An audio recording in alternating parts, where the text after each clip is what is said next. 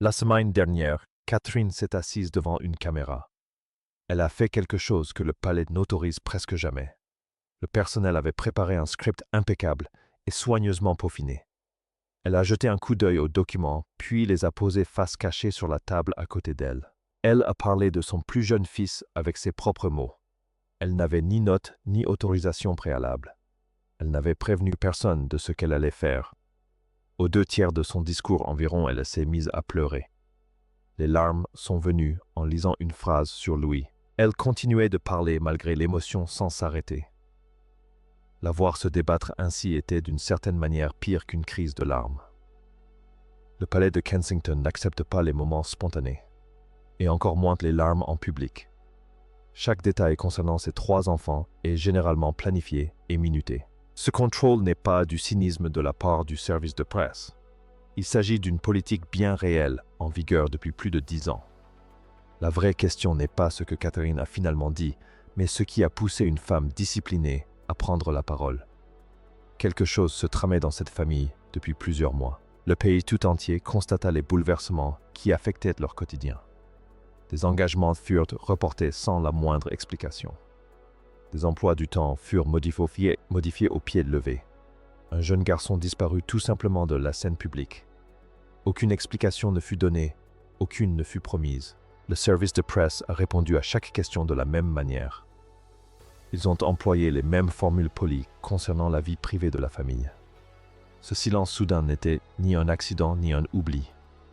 William avait lui-même érigé ce mur de silence. Il l'avait défendu dès le début de sa paternité. Il a défendu cette stratégie, même face à ses propres proches. Ses conseillers n'arrêtaient pas de le prévenir qu'elle se retournerait contre lui. Finalement, son silence a effectivement eu l'effet inverse. Cela s'est produit d'une manière totalement inattendue. L'histoire commence avec une politique plus ancienne qu'on ne le croit. George est né durant l'été 2013. 1 an plus tard, William et Catherine ont opté pour une approche rigoureuse. Ils ont élaboré un plan sur 10 ans afin de permettre à leurs enfants de vivre normalement. Cela impliquait des décisions réfléchies quant au lieu où ces enfants apparaissaient, la fréquence de leurs sorties, leur âge et les personnes qu'ils fréquentaient.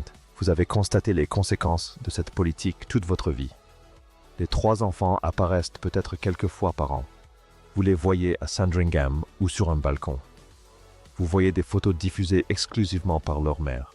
Une photo que vous diffusez est une photo que personne ne peut vendre. William a construit ce dispositif de protection pour une raison profondément personnelle. Cela n'a rien à voir avec les stratégies médiatiques modernes. Tout est lié à un samedi de septembre 1997. Il avait 15 ans à l'époque. Il a marché derrière le cercueil de sa mère dans les rues de Londres. Le monde entier l'a vu faire cette entrée en costume sombre. Tout ce qui avait appartenu à Diana est devenu public. Ses lettres, ses vêtements, ses enregistrements vocaux se sont retrouvés partout. William a compris ce que le pays fait de la vie royale. Il a vu ce qui se passe lorsque le public découvre des détails intimes. Il a passé près de 30 ans à s'assurer que cela ne se reproduise plus jamais. Il voulait garantir que la presse n'ait jamais accès à ses enfants. Toutes les portes fermées dans cette affaire récente trouvent leur origine là-dedans. Mais ces derniers mois, cette stratégie a cessé de fonctionner. Il est important de retracer précisément le déroulement de cet échec. Louis est actuellement 8 ans. Il est le Benjamin des 3 enfants Wales. Dans cette famille, être le Benjamin signifie avoir un rôle moins défini. Cela signifie aussi bénéficier d'une protection maximale. Ces 2 choses ont toujours été vraies pour lui. George a 13 ans et son avenir est tout tracé. Charlotte a 11 ans et est régulièrement sous les feux des projecteurs. Louis lui a toujours été tenu à l'écart. Pendant une longue période cette année, il a été complètement mis de côté. Les apparitions qu'il avait envisagées ont été discrètement annulées. 2 réunions familiales auxquelles il avait assisté les années précédentes ont eu lieu sans lui. La régularité était telle que certains ont commencé à compter les mois. Ce décompte a engendré les spéculations mêmes que cette politique vise à éviter. Ironie cruelle dans une histoire qui en regorge. Cette politique avait fonctionné sans le moindre problème pendant toute la décennie précédente. Ces 3 enfants ont grandi dans un contexte inédit. George n'a eu 9 ans qu'à quelques reprises en public. Charlotte n'a jamais vu une photo de son école privée publiée dans un journal. Personne ne possède de photos prises au téléobjectif, les montrant en train de pleurer. Comparez cela à ce que William et Harry ont enduré avant même d'avoir 8 ans. William a bâti cette intimité malgré d'importantes pressions institutionnelles. C'est sans doute sa plus grande réussite. L'échec final n'était pas dû à une simple négligence. Le système a commencé à se fissurer à Windsor lors d'une répétition privée. C'est à ce moment précis que Catherine a perdu le contrôle. La répétition devait être une simple répétition générale. Il s'agissait de préparer une représentation officielle dans une salle fermée. Il n'y avait ni public, ni caméra, ni personnes extérieures. Le garçon devait simplement trouver ses marques. Au milieu de la matinée, Louis s'est soudainement immobilisé. Il tendit la main et saisit celle de sa mère. Il leva les yeux et demanda s'il pouvait être vu. Il ne demanda pas s'il devait y aller. Il demanda s'il en avait la permission. Catherine s'agenouilla près de lui et prit ses 2 mains. Elle confia plus tard à ses amis qu'elle était sans voix. Elle ne trouvait aucune phrase à la fois vraie et rassurante. William fit aussitôt évacuer la pièce ou presque. Il fit emmener George et Charlotte dans une autre partie de la maison. Il ne voulait pas qu'ils voient leur frère poser cette question. Ce matin-là, l'atmosphère au sein du foyer bascula. Tout ce qui suivit ne fut qu'une réaction à cet événement. La première réaction de William fut de tout arrêter. Il suspendit immédiatement toutes les interactions avec Louis et fit clairement savoir qu'il ne souhaitait pas en discuter. Il pensait qu'une cérémonie manquée n'avait aucune importance. Il avait devant lui un enfant qui se sentait caché. Difficile de contester l'instinct protecteur d'un père. Mais c'est aussi à ce moment précis que la situation a commencé à se dégrader. Ceux qui avaient tenté de le prévenir ont été complètement ignorés. Ses principaux conseillers l'avaient averti que des absences répétées susciteraient de vives interrogations. Un engagement royal est une obligation publique officielle. Toute la vie publique de la monarchie repose sur ces engagements. Ils sont planifiés des mois à l'avance, dûment consignés et publiés. Lorsqu'un membre de la famille royale cesse d'apparaître publiquement, cela devient un fait avéré. Il n'est pas nécessaire d'être un informateur pour constater une absence. Il suffit de consulter l'agenda royal officiel. Les conseillers souhaitaient une explication vague et mesurée diffusée immédiatement. Ils voulaient un document que le service de presse puisse mettre en avant. Leur rôle est d'anticiper les problèmes sur 18 mois. Ils avaient déjà observé ce même silence avec Catherine. En 2024, une absence dans son emploi du temps avait alimenté les spéculations les plus folles. Ce silence avait causé un réel préjudice à une personne. Les conseillers ne demandaient pas à William de révéler la vérité sur son jeune fils. Ils l'avertissaient qu'une absence inexpliquée ne reste jamais sans conséquence. Ils savaient que quelqu'un d'autre finirait par combler ce silence. Pendant des mois, William a catégoriquement et à maintes reprises refusé leurs conseils. Il ne voulait pas que son fils devienne un sujet de débat public. 30 années d'expérience personnelle lui avaient prouvé l'importance du respect de la vie privée. Il avait raison quant au danger, mais se trompait sur la solution. Le silence ne resta pas confiné autour de Louis. Il se répandit rapidement dans les couloirs silencieux de la maison. Il s'insinua dans l'esprit des 2 autres enfants. Aucun des parents ne s'en aperçut avant qu'il ne soit profondément ancré. George décida qu'un calme absolu était de rigueur. Il devint plus calme, plus prudent et plus utile à la maison. Ses parents interprétèrent mal ce comportement pensant qu'il gérait bien la situation. Puis un soir, il posa à son père une question terrifiante. Pouvait-on tenir un petit frère à l'écart de tout définitivement? Il avait 13 ans et essayait de comprendre ce silence. Il essayait de comprendre si ce silence annonçait quelque chose de terrible. Charlotte, elle s'éloigna complètement. Elle remarqua chaque porte fermée et chaque conversation chuchotée. Elle remarqua chaque adulte qui soudain avait un autre rendez-vous. Personne ne prit le temps de lui expliquer la situation. Elle s'est faite une idée assez précise toute seule. Elle a commencé à laisser des blagues écrites à la main près du lit de son frère. Elle agissait ainsi régulièrement de façon délibérée et discrète. Elle a compris que lorsque Louis riait, il revenait 1 minute plus tard. Elle rédigeait ses blagues au crayon sans en parler à aucun adulte. Plus tard, elle a surpris une conversation entre des employés qui discutaient de l'attention médiatique croissante. Elle a trouvé sa mère et lui a demandé si des inconnus s'inquiétaient pour Louis.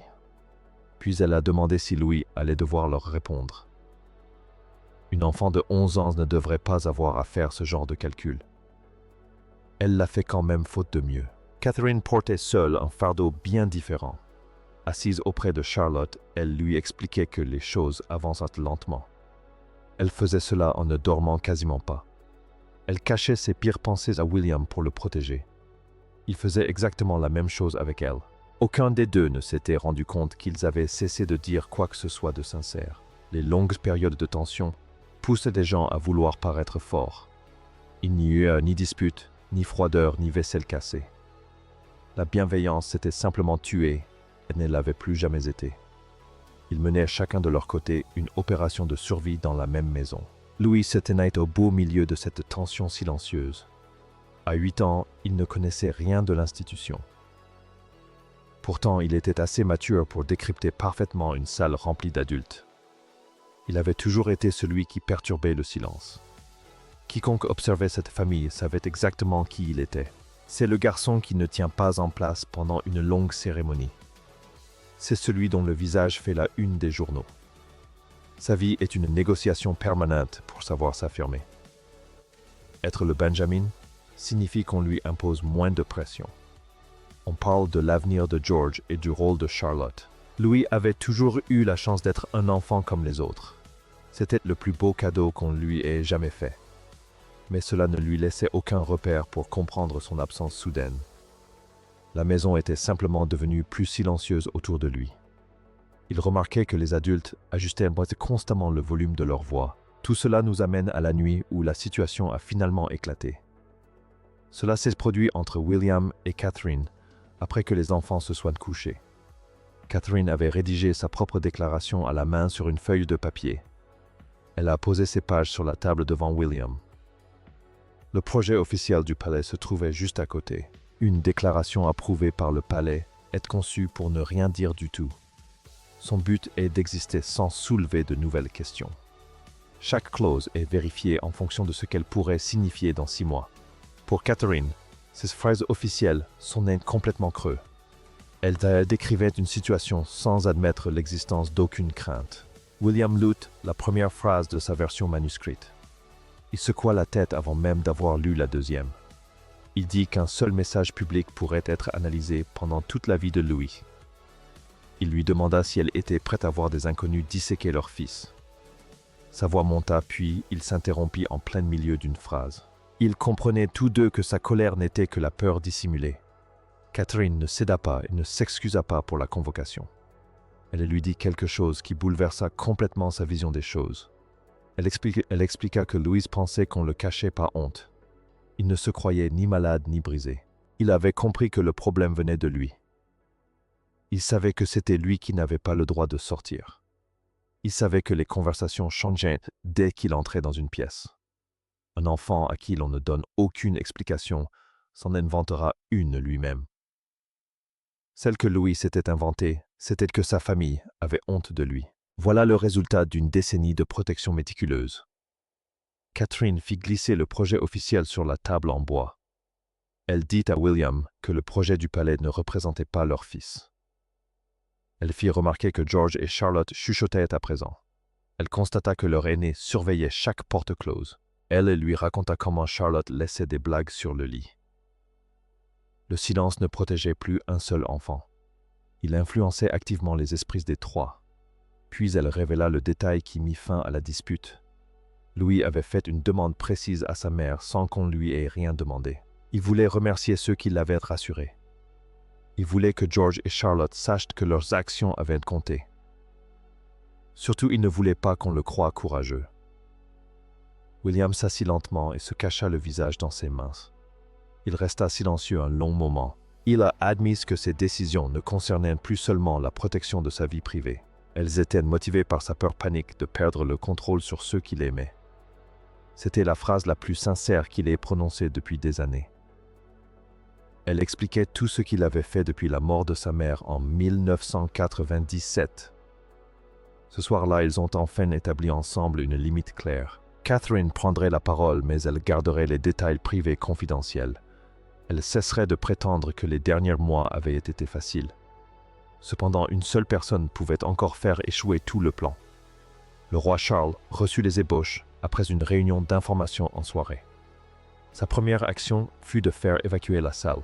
Il lut les pages 2 fois en silence complet. Il arriva au passage où un enfant confond intimité et honte.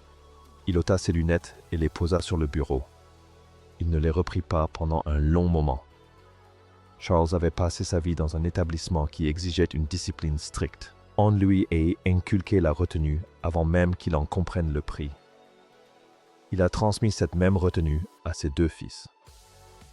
L'un d'eux a passé 20 ans à dénoncer les dégâts. Charles a lui aussi consacré des années à gérer sa propre crise de santé publique. Il a lu cette phrase en homme qui connaissait parfaitement le sujet. William arriva peu après que le roi eut terminé sa lecture. Charles posa à son fils une question brutale et pertinente. Cette déclaration servait-elle Louis, ou seulement les adultes? Chaque famille se persuade qu'elle protège l'enfant vulnérable. Bien souvent, elle ne fait que protéger les adultes et les empêcher de dire des choses difficiles. William défendit avec véhémence la décision de sa femme auprès du roi. Il admit également sa crainte de devoir restituer le récit des faits. Il savait que les journalistes passeraient au crible la chronologie des absences. Il savait qu'ils chercheraient à débusquer les omissions de la famille. L'équipe de communication avait d'ailleurs préparé une version encore plus prudente. Leur nouvelle version supprimait les remerciements de Louis envers ceux qui l'avaient aidé. Ils effaçaient la seule phrase qui appartenait véritablement à l'enfant. Le roi Charles rejeta immédiatement la modification proposée par le palais. Il estimait qu'une déclaration vidée de la signification exprimée par le garçon était inutile. Elle protégerait la couronne au détriment de celui qui la portait. Il approuva la version de Catherine à une condition stricte. Louis devait entendre chaque mot avant sa diffusion. Il devait comprendre précisément ce qui serait dit au pays. Il devait avoir la possibilité réelle de s'y opposer. Un enfant de 8 ans se vit confier un droit de veto par le roi d'Angleterre. Catherine lut la version finale à son fils en privé. Il écouta avec un sérieux qu'elle ne lui avait jamais vu. Lorsqu'elle eut terminé, il corrigea une seule phrase. Elle avait écrit qu'il allait mieux. Louis ne voulait pas que cette formulation passive soit utilisée. Il voulait que les gens sachent qu'il reprenait des forces. Catherine a immédiatement modifié la phrase avec un stylo. Aller mieux, c'est quelque chose qui arrive par hasard.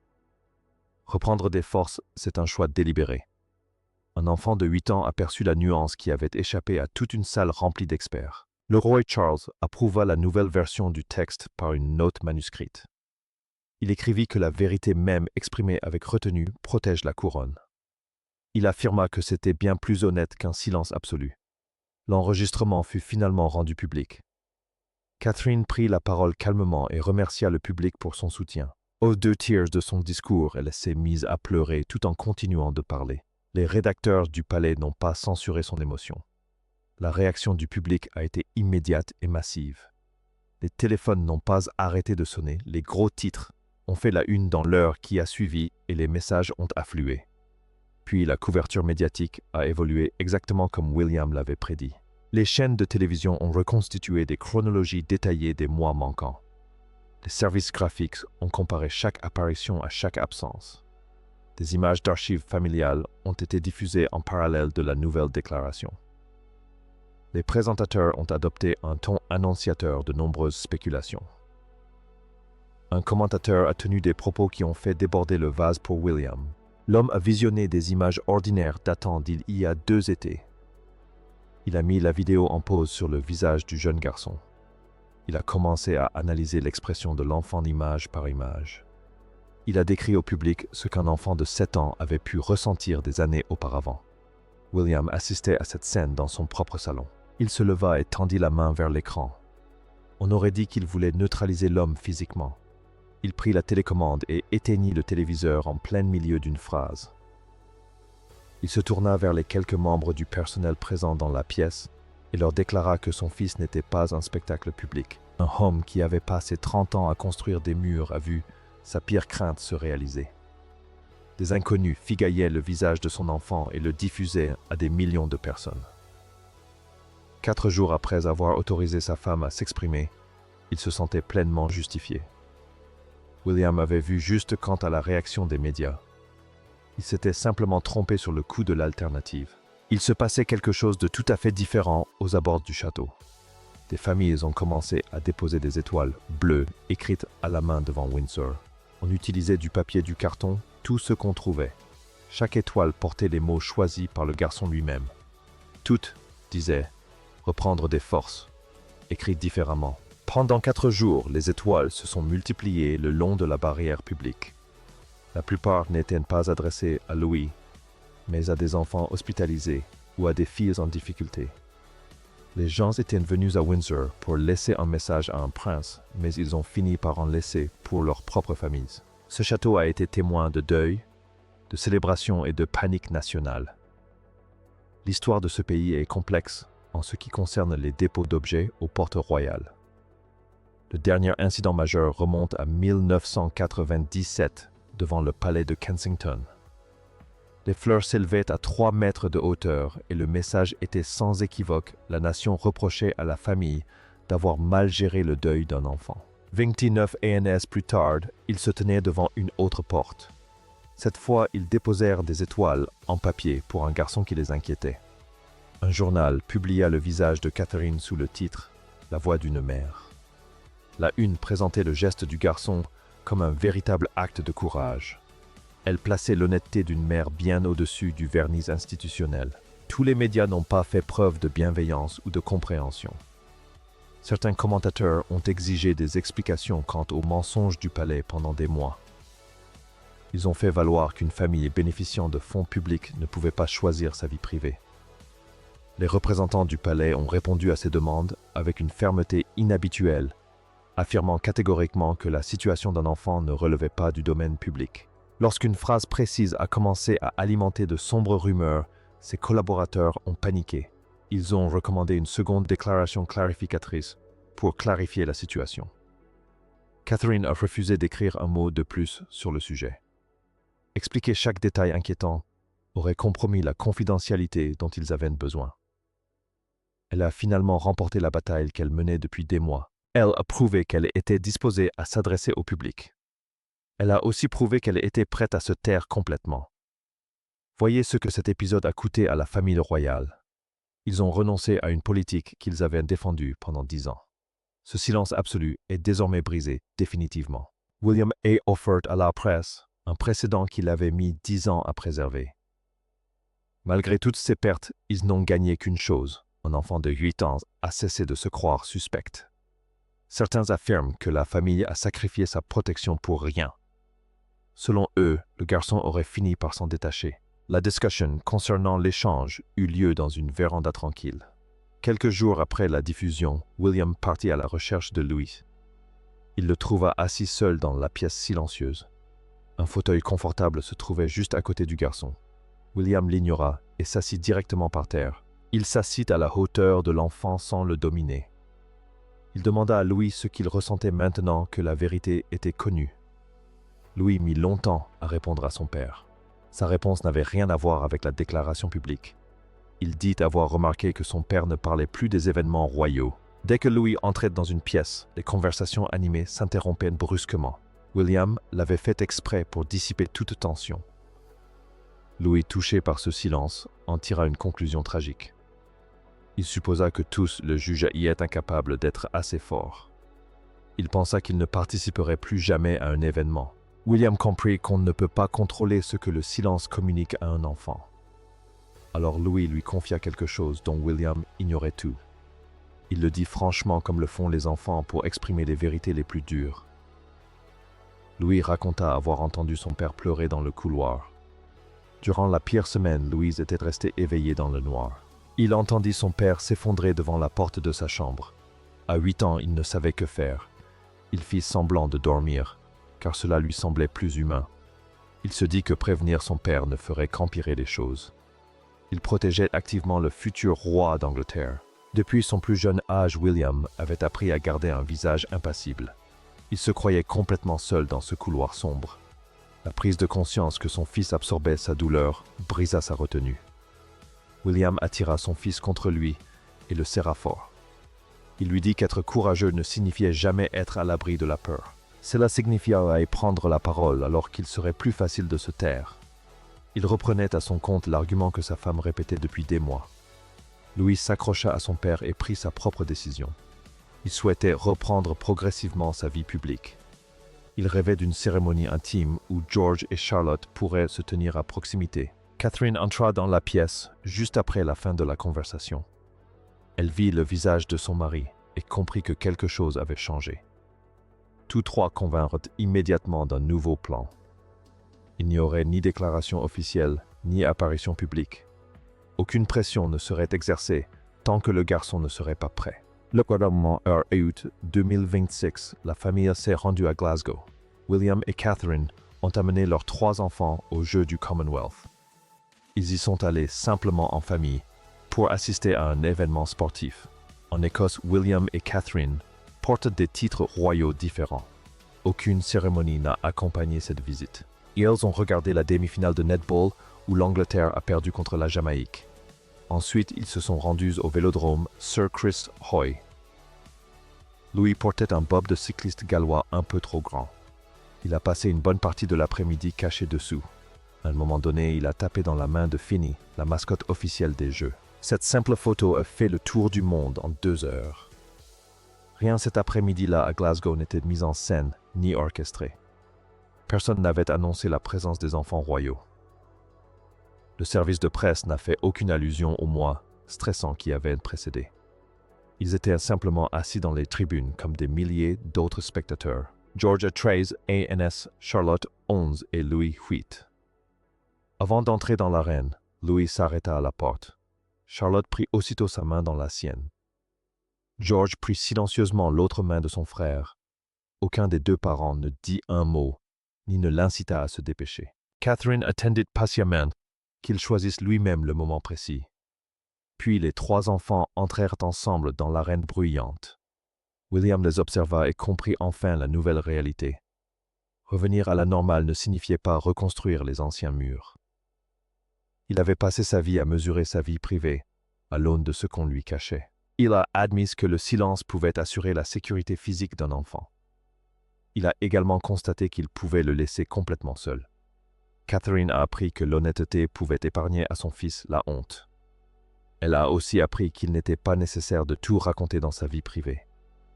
Elle a opté pour une approche plus personnelle afin de pouvoir dire la vérité et mettre un terme à cette situation. Le roi Charles fit plus tard en privé une observation profonde.